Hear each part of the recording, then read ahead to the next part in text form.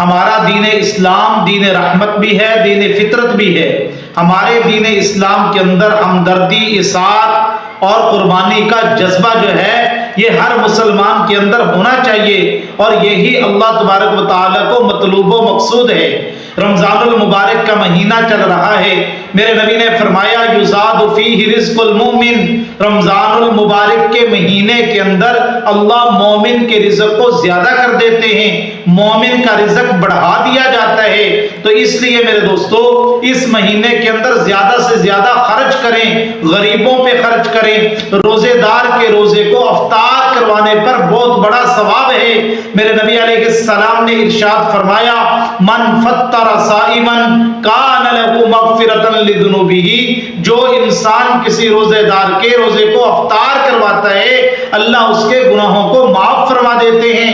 حضور علیہ السلام نے جب یہ بات ارشاد فرمائی تو صحابہ کرام میں سے ایک صحابی کھڑے ہو گئے، کہنے لگے یا رسول اللہ صلی اللہ علیہ وسلم، اگر کسی کے پاس اتنی گنجائش نہ ہو کہ وہ روزے دار کو پیٹ بھر کر کھانا کھلا سکے تو وہ کیا کرے؟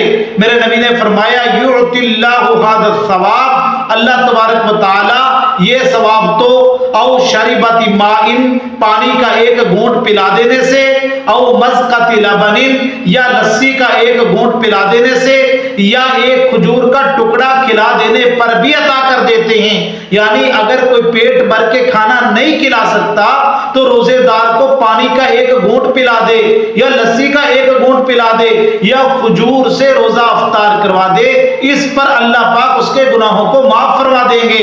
اور آگے میرے نبی نے فرمایا اگر کوئی انسان روزے دار کو پیٹ بھر کر کھانا کھلاتا ہے، قیامت کے دن وہ میرے حوض کوثر پہ جب آئے گا تو میں اس کو حوض کوثر پہ پانی پلاؤں گا، اور وہ پانی پینے کے بعد جنت میں جانے تک اس کو پیاس نہیں لگے گی۔ اس لیے میرے دوستو یہ رمضان کا مہینہ چل رہا ہے، افطاری کا اہتمام کیجئے، اپنے پڑوس میں دیکھیے ایسے لوگ جو روزے رکھتے ہیں ان کا روزہ افطار کروائیے، افطاری پر بہت بڑا ثواب ہے۔